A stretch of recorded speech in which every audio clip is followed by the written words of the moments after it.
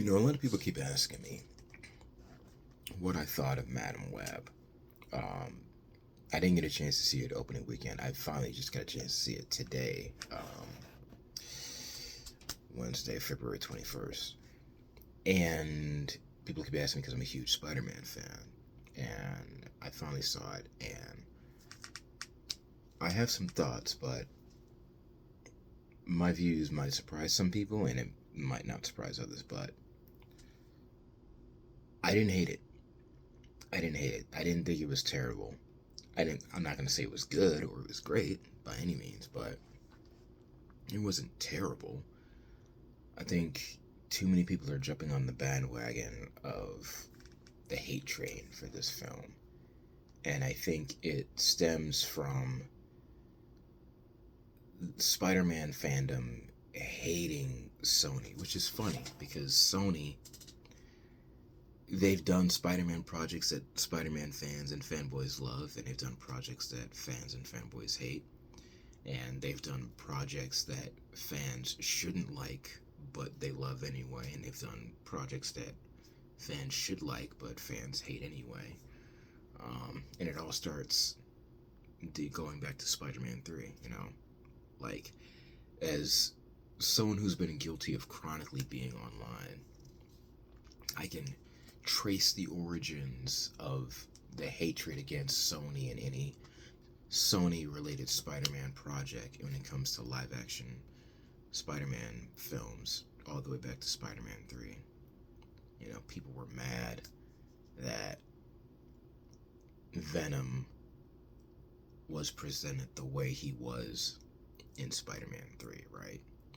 Which I always thought was funny because when Venom was first announced to me in Spider-Man 3 and we first saw Topher Grace portraying Eddie Brock Jr., no one was complaining. No one was saying, oh, it's the guy from that '70s show. It's Eric Foreman. He's too skinny. No one was complaining about the design of Venom when he was teased in trailers and promotional artwork. No one was complaining about the fact that there were three villains. We all knew that Harry was playing Green Goblin 2, aka New Goblin. We all knew Sandman was going to be in it. We all knew Venom was going to be in it. No one was complaining back then, oh, it's too many villains. And since then, nobody has ever complained about any superhero movie project having three or more villains in it, which I think is fucking ironic and stupid as fuck. Um, no one complained about the look of the black suit, the fact that it didn't look like the comic book, that it was just a black version of the red and blue suit, which isn't even accurate.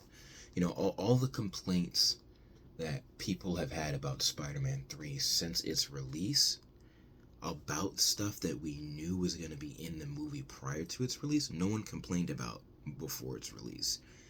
And it literally all was only because the fact that,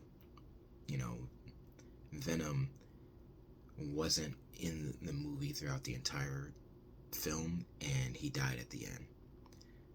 Those are the reasons why people started hating on Spider-Man 3 and hating on Venom, and then that transformed into people hating on Sam Raimi, and the backlash he received for the film was so bad he didn't make another superhero movie until Doctor Strange in the Multiverse of Madness. And then it came out that it wasn't Sam Raimi's fault, even though people still want to blame him, which is fucking stupid. But it was the studio, because the studio kind of pushed him to put Venom into the film. And so instead of just being like, oh, it's different people at Sony, they wanted a name attached to it so they could point fingers and blame somebody. They were like, oh, it's Avi Arad. It's Avi Arad's fault. No one complained about Sam Raimi or Avi Arad until after Spider-Man 3 and after people saw what happened with Venom in the movie. And everything that we saw in terms of what Venom looked like, both in terms of Eddie Brock and wearing the symbiote, Peter Parker / Spider-Man wearing the black symbiote, Peter Parker having a emo look in Spider-Man 3, and then having three villains, all this stuff that people constantly complain about whenever people say, oh, I didn't like Spider-Man 3 and here's why. None of those issues that were brought to light before the film came out were issues. It was only after it. And again, you can trace back, look on old message boards, old comments across social media, and see that the main issue was, I don't like the way Venom was handled in Spider-Man 3.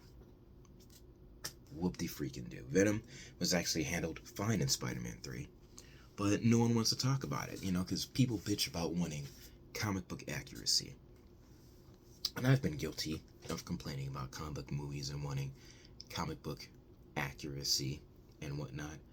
But as time has gone on, I've grown to learn that you're not always going to get a one-to-one scale replica of a comic book story. And, there are adaptations, there are going to be changes that are made. Now, some changes are cool and welcome, and some changes are like, well, what the hell is that? And it's funny because I've seen, with Spider-Man specifically, certain changes that were made that, as a hardcore Spider-Man fan, I'm like, do I like this change? And the masses seem to enjoy the changes. Like, for example, I'm not going to say which Spider-Man projects have done this, but there's been more than one Spider-Man project that, when it comes to Venom, again, the main thing that fanboys seem to love to bitch and moan about, I rarely see anyone complain about the fact that there's versions of Venom where it's Harry Osborn that's Venom and not Eddie Brock, and that's something I'm shocked about, that I thought more people would be upset about, but they don't seem to be. I don't know what it is, and like Venom specifically, there's something about Venom that just drives Spider-Man fanboys absolutely insane. Because let's be honest, the Tom Hardy solo Sony Venom movies are not that good. They're not, but people practically masturbate to them acting like they are, People were so annoyed with how Venom was handled in Spider-Man 3, which again was fine, that they're willing to accept something that actually is somewhat shitty and put it on a pedestal like it's good when it's not. That's not a knock on Tom Hardy. That's not a knock on, the directors or writers, because when a movie is made, people don't realize there's more people behind the scenes making creative decisions than just the actors, the writers, the directors, and the producers. There's studio executives and studio heads that make decisions as well. But when someone doesn't like a movie, they love to place blame on the big names that are attached to the movie. And even when people like something, they love to give praise to someone that may or may not deserve the credit for, something that they like. And there are people that don't deserve the credit for hatred of something that people don't like a lot of times. And the Sony Spider-Man movies are no exception. In terms of Venom specifically, people wanted comic book accuracy, which they didn't realize that they got with Spider-Man 3, and don't realize they didn't get with the Tom Hardy Venom. Because think about it, the origin story is, well, the main version of the origin story is, the alien symbiote attaches itself to Peter. Peter uses it, realizes it's an alien, gets rid of it, and it attaches to Eddie Brock. And Eddie Brock and the symbiote bond over their hatred of Peter Parker and Spider-Man, because Eddie Brock got outed by both Peter and Spider-Man for lying about photojournalistic stuff, and the symbiote is essentially a jilted ex-girlfriend that's upset that they got dumped by Peter Parker / Spider-Man. You get none of that in the Tom Hardy solo Venom movie. You don't even get the white spider symbol, which is interesting because in the Madame Webb movie, you get to see the white spider symbol on the black Spider-Woman suit that was the inspiration for the black suit in the comic books, which then becomes the Venom suit. So, I don't know, I just always thought that was interesting. And this may seem like I'm going off on a long-winded tangent that has nothing to do with Madame Web, but I promise it's all connected, because again, I'm explaining how the hatred against Sony and Sony Spider-Man movies started with being annoyed about Venom and Spider-Man 3, and then it transferred over to The Amazing Spider-Man 1 and The Amazing Spider-Man 2, And then after Disney and Marvel Studios with Sony Pictures had an issue trying to renegotiate the deal, everyone was quick to blame Sony, when really all it was Sony was like, we don't agree that Disney should make even more money off of this deal. Because if you remember, the deal was Sony made money off the ticket sales and Disney made money off of merchandise. I think Disney got the better part of the deal because if you think about it, there's more merchandise out there than there are tickets to be sold. There's so many different bits of merchandise, and you know people are going to buy it up. You're going to have old Spider-Man fans buying it, young Spider-Man fans buying it, parents buying Spider-Man stuff for their kids, etc. So, you know, and then they wanted to change the deal, and Sony said no, which I don't blame them, because then Sony would be getting even less money than they were in the previous deal. And you can look this all up. There's multiple articles that discuss it. And everyone's like, fuck Sony, I hate Sony, and blaming Sony for stuff. And people shitting on Sony, which I think is hilarious, because it's like, okay, there are Spider-Man fans that violently hate on Sony, and it's like, if it weren't for Sony, we would have never gotten the first two Spider-Man. Like, even if you don't like Spider-Man 3, which, if you don't like it, you're wrong, but Spider-Man 1 and 2 were amazing, no pun intended. The Amazing Spider-Man 1 and 2 are not bad movies, and Andrew Garfield is an amazing Spider-Man, no pun intended. We would have never have seen Spider-Man join the MCU via Tom Holland if Sony wouldn't have been willing to strike a deal with Disney. We would have never gotten arguably the best incarnation of Spider-Man outside of the comics, which is the Spectacular Spider-Man animated series with Josh Keaton as Spider-Man. We would have never gotten the numerous great Spider-Man games that we have gotten, especially the Insomniac Spider-Man games on PlayStation. There's just so much stuff we wouldn't have gotten if it weren't for Sony, including the Spider-Verse movies. You know, Into the Spider-Verse, Across the Spider-Verse, Beyond the Spider-Verse. But everyone just wanted to hate on Sony. And, like, there are people that legit, they grab their torches and pitchforks and they love to express how much they hate Sony, which is, it's so stupid. But anyways, I say all of that because all of that hatred that started with Spider-Man 3 and trickled over to the Amazing Spider-Man movies and Sony and Disney temporarily not being able to renegotiate a deal is what leads into now with the solo Sony movies using Spider-Man mythology without Spider-Man. I remember there was a time, a long time ago, where Sony got hacked and emails were leaked. Some were real, some were fake, and this is an example of how much people hated Sony.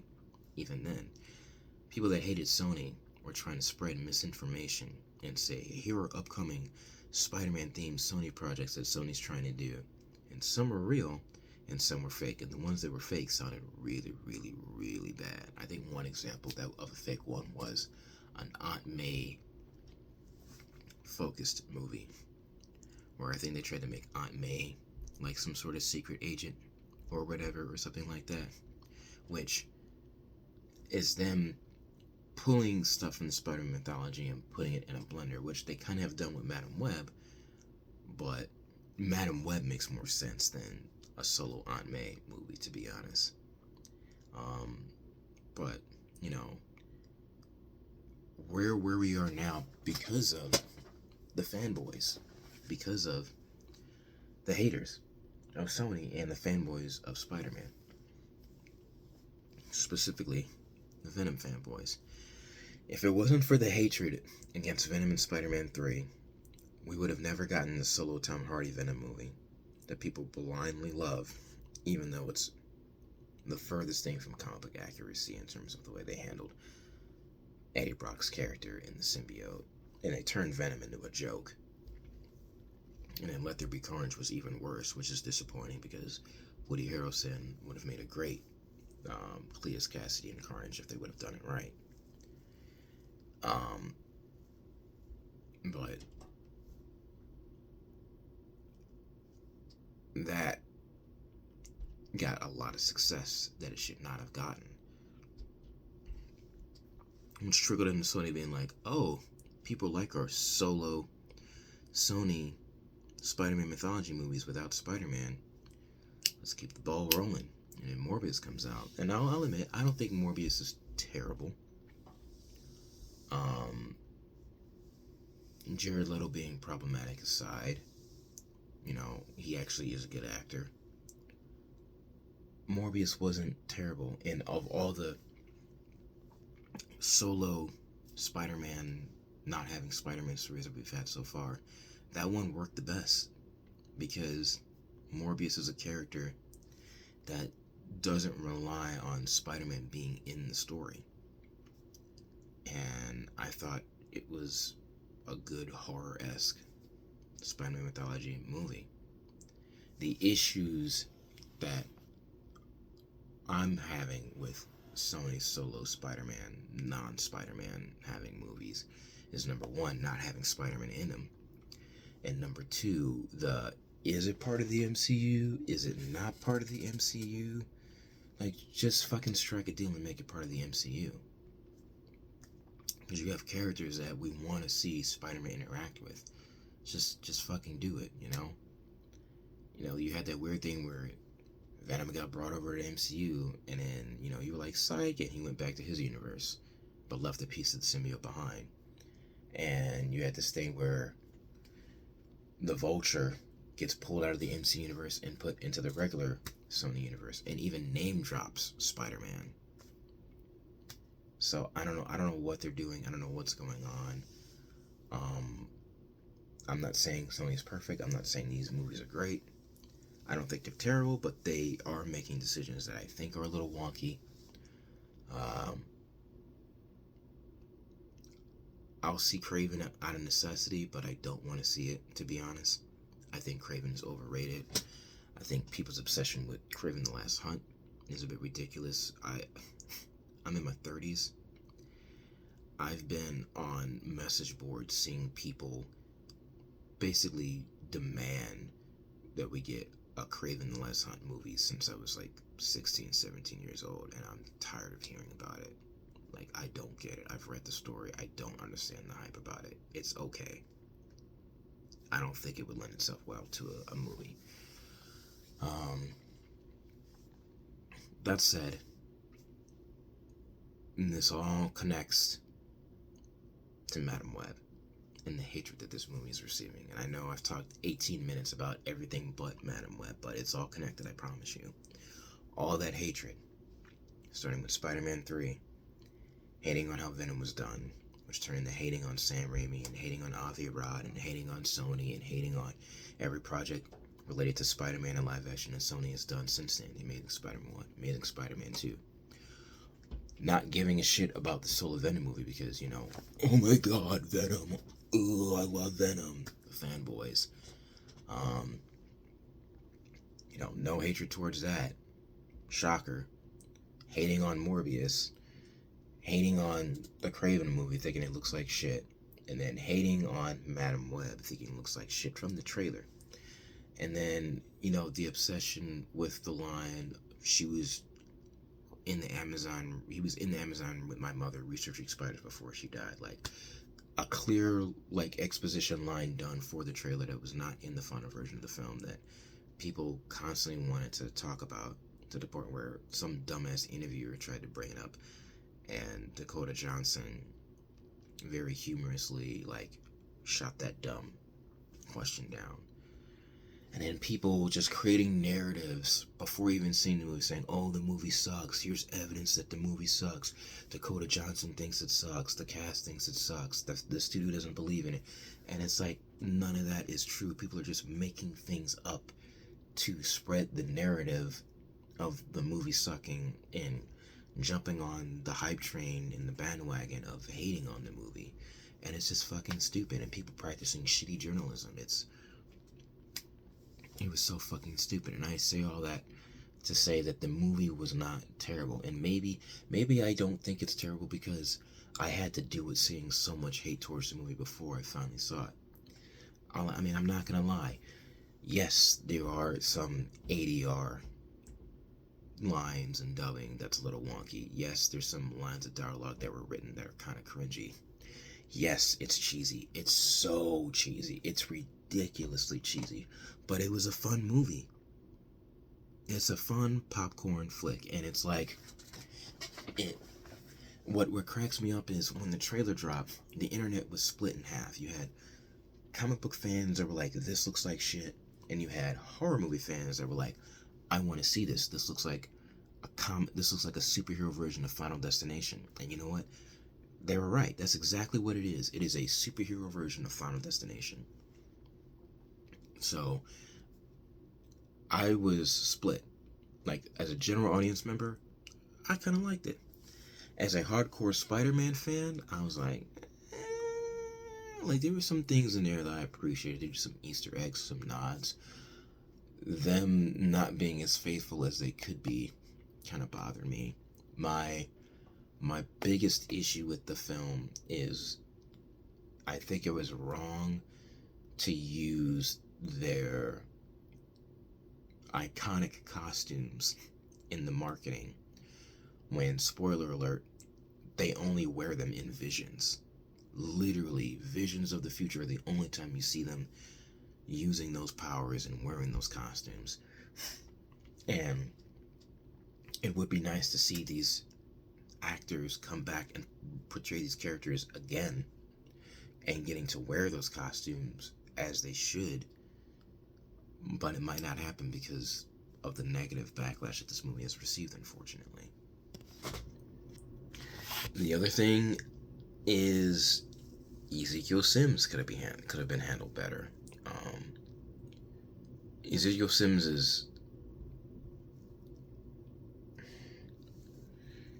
he's similar to his comic counterpart, but also not similar to his comic counterpart. They took some leeways, and I'm like 50-50 on what they did with him. The other issues that I have is, and this is where I lose the average person that's not a person of color or anyone who gets upset by stuff being woke, but even though the movie is set in 2003 and it feels like a movie that was made in 2003, like it really, really does, and take that as you will, like for better or for worse, it feels like it was a movie made in 2003. I'm like, the only black character that had a decent personality got killed off in the movie early on,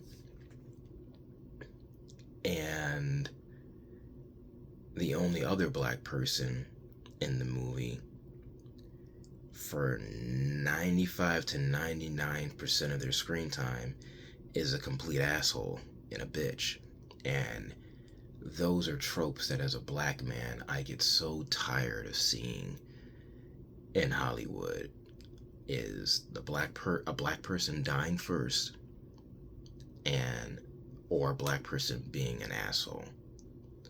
Like, if it's a group of people where most of the cast is white, or even if there are other minorities, there's very few. If there's the token black person or the token black people, it seems like there's always one that gets killed off first, or there's always one that's just, they're an asshole for whatever reason. They're the biggest asshole in the friend group, and it's like, why?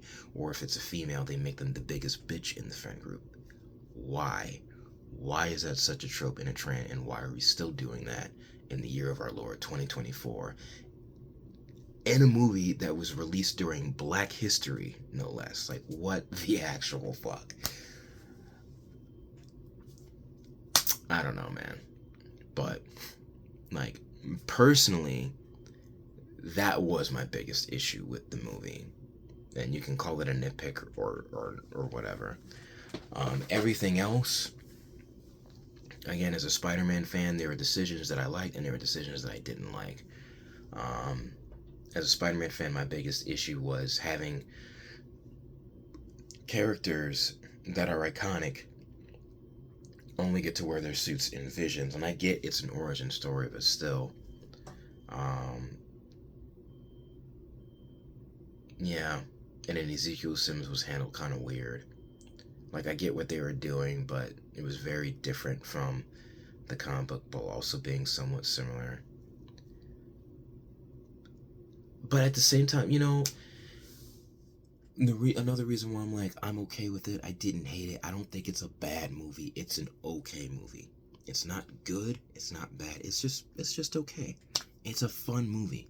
It's a it's a fun popcorn flick, and like it's kind of like a horror movie, essentially. And you know, there's a belief I've had that other friends of mine, we share this idea, and filmmakers I've talked to have expressed this as well, where it doesn't matter whether a film is objectively actually good or bad.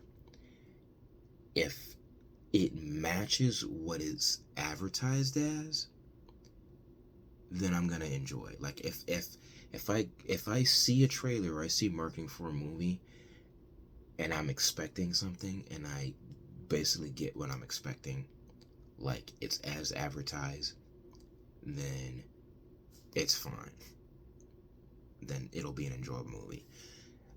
The only thing I was expecting that I didn't get was getting to see them more in the costumes. That's it. Other than that, the way it was marketed, it wasn't really marketed as, a superhero movie, like legit. It wasn't heavily marketed as like a Spider-Man movie. Like, yes, in the marketing, technically it is kind of a Spider-Man movie. Yes, technically it is a comic book superhero movie. But it was more so marketed as kind of like a Final Destination meets, I don't want to say Scream, but like maybe something like Halloween or something meets, you know, superhero related stuff.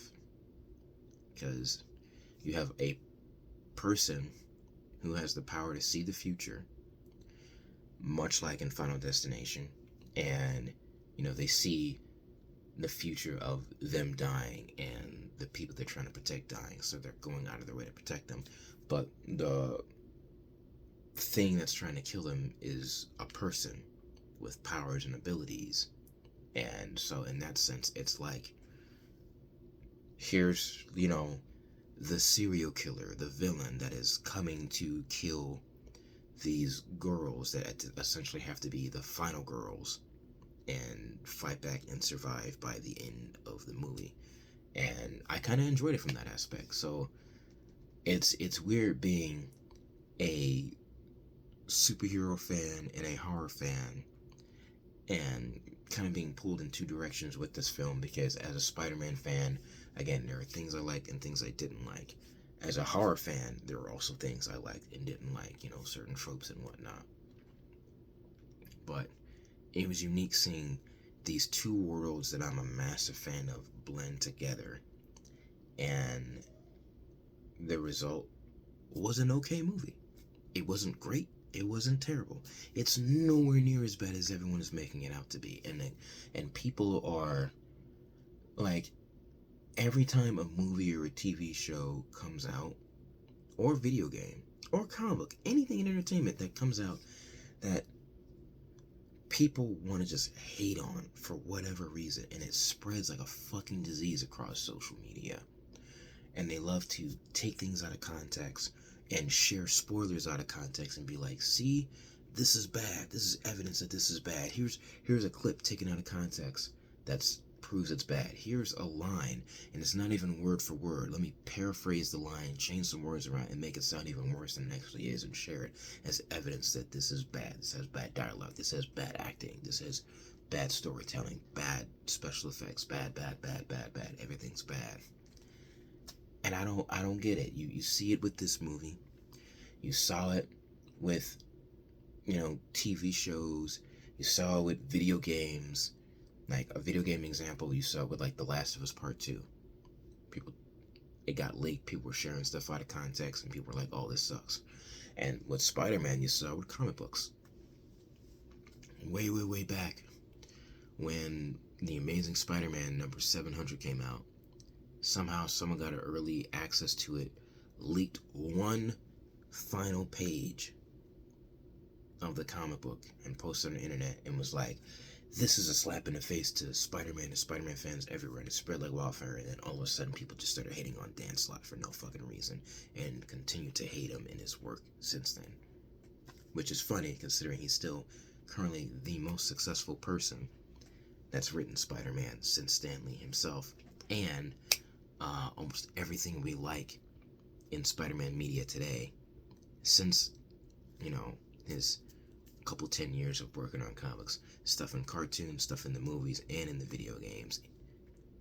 Guess what? Dan Slott can be credited for a lot of that, so fuck you haters. Anyways, I don't understand this brain rot mentality people have of, you know, a group of people will hate on something and then decide to collectively spread that hate across social media to get other people to jump on board and hate it. And, you know, me personally, I just refuse. And with that being said, Madame Webb was not terrible. And the anti-Sony hate, it's stupid and needs to stop. Now, granted, I also think they need to stop making Spider-Man movies without Spider-Man.